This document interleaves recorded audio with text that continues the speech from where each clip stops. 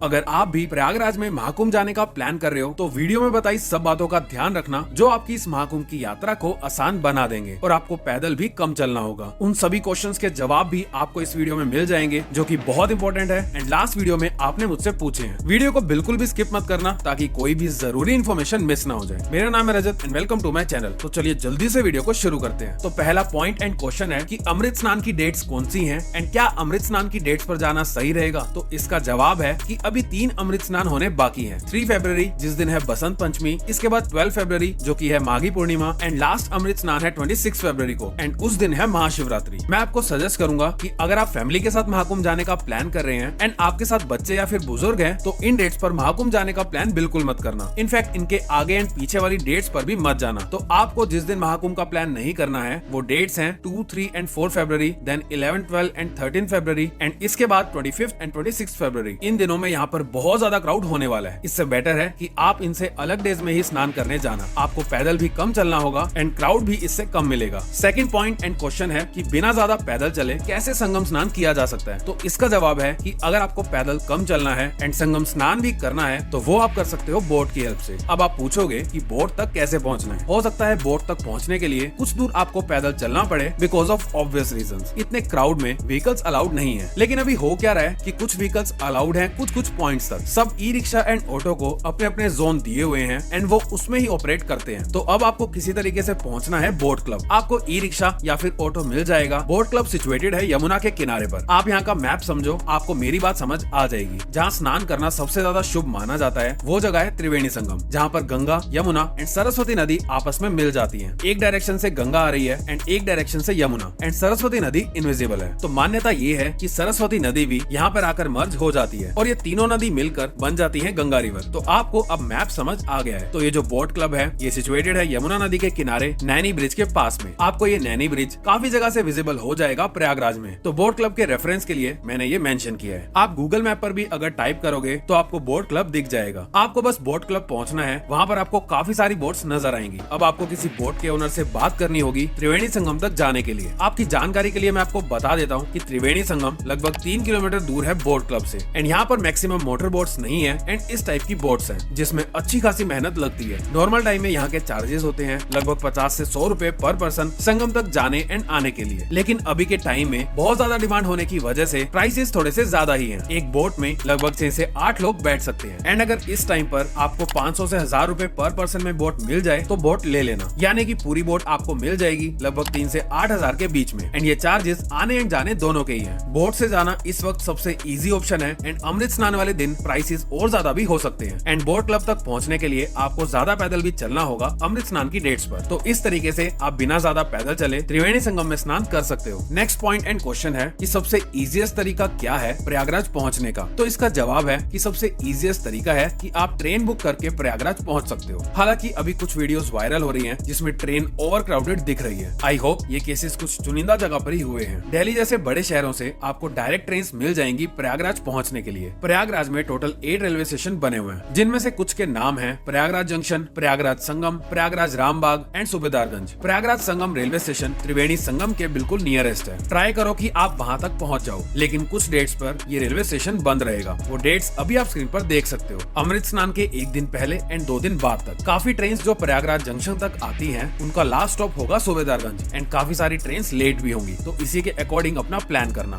अगर आप अमृत स्नान की डेट्स पर यहाँ पर आ रहे हो तो न केवल ट्रेन बल्कि किसी भी मोड ऑफ ट्रांसपोर्ट में यहाँ तक पहुँचने में थोड़ी दिक्कत होगी। इसलिए सबसे इजीएस्ट तरीका है कि आप ट्रेन से आ जाओ उन डेट्स पर जिस दिन अमृत स्नान नहीं है। इसके अलावा आप यहाँ पर फ्लाइट से भी आ सकते हो। एयरपोर्ट की दूरी त्रिवेणी संगम से है लगभग 20 किलोमीटर। कुछ दूर तक आपको ऑटो या फिर टैक्सी मिल जाएगी लेकिन उसके बाद आपको थोड़ा वॉक करना होगा। अगर अमृत स्नान के डेट्स नहीं है तो आपको आपके होटल तक भी ऑटो या फिर टैक्सी मिल जाएगी आसानी से। इसके अलावा आप यहाँ पर बस से भी पहुँच सकते हो। किसी भी लॉन्ग रूट की बस से अगर आप यहाँ तक आ रहे हो तो आपको सिटी के बाहर ही वो लोग ड्रॉप कर देंगे लगभग 30 किलोमीटर दूर। वहाँ से सिटी के अंदर जाने के लिए आपको ऑटो या टैक्सी मिल जाएगी या फिर गवर्नमेंट की शटल बसेस से भी आप सिटी में पहुंच सकते हो। अमृत स्नान के डेज में यहाँ कुछ बदलाव भी हो सकते हैं क्राउड को कंट्रोल करने के लिए, इसीलिए बी प्रिपेयर्ड। इन केस आप अपनी कार से यहाँ तक पहुँचना चाहते हैं तो आपको अपनी कार सिटी से 30 से 40 किलोमीटर पहले ही पार्क करनी होगी एंड इन सेम वे आपको ऑटो या फिर टैक्सी से ही कुछ दूर तक आना होगा। दोस्तों आगे बढ़ने से पहले कहना चाहूंगा कि अगर आप चैनल पर नए हैं तो चैनल को सब्सक्राइब जरूर कर देना एंड अगर वीडियो अच्छी लग रही है तो वीडियो को लाइक भी कर देना। एंड आपके जो भी क्वेश्चन है आप कमेंट बॉक्स में पूछ सकते हैं, नहीं तो हर हर महादेव तो जरूर लिख देना। अब चलते हैं नेक्स्ट क्वेश्चन की तरफ कि क्या टेंट में स्टे करना चाहिए या फिर होटल में। तो इसके लिए मैं आपको बता दूं कि महाकुंभ में एक टेंट सिटी बनी हुई है जहां पर टेंट्स आपको सर्च करने पर मिल जाएंगे, लेकिन आपको काफी पैदल चलना होगा। बहुत सारे टेंट्स ऐसे भी बने हुए हैं जिसमें काफी सारे लोग एक साथ रुक सकते हैं एकदम फ्री ऑफ कॉस्ट। आपको इतनी ज्यादा सुविधाएं नहीं मिलेंगी। वैसे भी ये तीर्थ है तो थोड़ा आपको एडजस्ट करना होगा क्योंकि करोड़ों की संख्या में लोग यहाँ पर पहुँच रहे हैं। जैसा 29 जनवरी के अमृत स्नान वाले दिन हादसा हुआ है, उस जैसा हादसा दोबारा ना हो उसके लिए आपको अमृत स्नान वाली डेट्स पर आना अवॉइड करना होगा। जितने भी गवर्नमेंट के टेंट्स हैं वो इस टाइम पे ऑलरेडी बुक्ड हैं और जो टेंट्स वैकेंट हैं वो लोग प्राइस बहुत ज्यादा बताते हैं। इसके अलावा आप होटल में भी स्टे कर सकते हैं। प्रयागराज में काफी सारे होटल्स बने हुए हैं, हालांकि होटल के रेट्स भी इस टाइम पर पीक पर हैं। होटल में स्टे करने का बेनिफिट यही है कि चांसेस आर हाई कि ऑटो या टैक्सी आपके होटल तक आसानी से पहुंच सकती है और होटल में थोड़ा कंफर्ट ज्यादा होता है। आई होप आपको इस बात का जवाब मिल गया होगा। मैं आपको फिलहाल होटल में स्टे करना ही प्रेफर करूंगा। डिस्क्रिप्शन में मैंने नंबर मेंशन कर दिया है, तो tents, dormitory and hotel book करने के लिए आप व्हाट्सएप मैसेज कर सकते हैं, आपको सब इन्फॉर्मेशन मिल जाएगी। इसके बाद नेक्स्ट क्वेश्चन है कि त्रिवेणी संगम घाट पर भीड़ ज्यादा होती है तो उसके अलावा कहां पर स्नान किया जा सकता है। जैसा कि मैंने आपको बताया था कि 3 नदियां आपस में मिल जाती हैं त्रिवेणी संगम पर एंड उसके बाद मिलकर बन जाती है गंगा नदी। तो यस, जरूरी नहीं है कि आपको त्रिवेणी संगम पर ही स्नान करना है, आप अरेल घाट पर भी स्नान कर सकते हो। तीनों नदी का पानी मिक्स होकर ही इस घाट तक पहुँचता है, तो आप अरेल घाट पर स्नान कर सकते हो या फिर इसके अलावा आप गंगा के किसी भी घाट पर स्नान कर सकते हैं। यानी कि जब तीनों नदी मर्ज होकर गंगा बन जाती हैं, तो उसी गंगा नदी के किसी घाट पर। हालांकि क्राउड को कंट्रोल करने के लिए जो छोटे घाट हैं उन्हें बंद कर दिया जाएगा। इसके बाद नेक्स्ट क्वेश्चन है कि क्या वहाँ पर चेंजिंग रूम्स भी बने हुए हैं। यस, वहाँ पर आपको काफी सारे चेंजिंग रूम्स दिख जाएंगे, त्रिवेणी संगम में भी एंड इसी के साथ साथ घाट पर भी। जैसा कि अभी आप स्क्रीन पर देख सकते हो, ये जगह है त्रिवेणी संगम एंड ये टेम्परेरी चेंजिंग रूम्स यहाँ पर अवेलेबल है। इसके बाद नेक्स्ट क्वेश्चन है कि क्या यहाँ पर टॉयलेट्स की फैसिलिटी अवेलेबल है, अगर अवेलेबल है तो कहाँ पर। तो इसके लिए मैं आपको बताना चाहूंगा कि यहाँ पर गवर्नमेंट की तरफ से लगभग 1.5 लाख टॉयलेट्स इंस्टॉल किए गए हैं, जो कि आपको जगह जगह पर दिख जाएंगे, सड़क के किनारे एंड घाट के पास भी। इसके बाद नेक्स्ट क्वेश्चन है कि लाइट शो कहाँ पर देख सकते हैं। तो लाइट शो आप देख सकते हैं काली घाट पर, जो कि यमुना के किनारे बोट क्लब के पास ही बना हुआ है। इवनिंग में आप वहाँ पर पहुँच जाना। आपका नेक्स्ट क्वेश्चन था कि आप प्रयागराज में और कौन कौन से प्लेसेस विजिट कर सकते हैं। पहला प्लेस है शिवालय पार्क। ये पार्क भारत के मैप के शेप में बना हुआ है एंड आपको 12 ज्योतिर्लिंग के दर्शन यहाँ पर हो जाएंगे। रात में यहाँ पर गजब की लाइटिंग्स होती हैं, तो मैं आपको सजेस्ट करूंगा कि आप ये पार्क रात में ही विजिट करना। ये पार्क रात के 10 बजे तक ओपन रहता है। इसके अलावा आप विजिट कर सकते हैं Chandrashekhar Azad park, company garden, Shankar विमान मंडपम, फोर्ट एंड बहुत सारे टेम्पल्स। त्रिवेणी संगम में स्नान करने के बाद बड़े हनुमान जी के टेम्पल में भी जाना होता है दर्शन के लिए, लेकिन वहाँ दर्शन के लिए आपको लाइन में खड़े रहना होगा एंड वहाँ आपको 3 से 5 घंटों का समय आराम से लग जाएगा। इसी के साथ साथ आपको ये बताना चाहूंगा कि इस वक्त वहाँ पर बहुत सारे जेब कतरे भी हो सकते हैं, तो अपनी कीमती चीजें जैसे कि मोबाइल, वॉलेट, इन सब चीजों का ध्यान रखना। एंड जहाँ पर भी आपको लग रहा हो कि क्राउड बढ़ता जा रहा है तो आप संगम तक पहुँचने की कोशिश मत करना एंड उसकी जगह आप चले जाना अरेल घाट। दोस्तों, वीडियो में बस इतना ही। आपका जो भी सवाल हो आप कमेंट बॉक्स में पूछ सकते हैं, मैं कोशिश करूंगा आंसर करने की। और वीडियो पसंद आई हो तो वीडियो को लाइक करके चैनल को सब्सक्राइब जरूर कर देना। मिलते हैं नेक्स्ट वीडियो में। जय हिंद।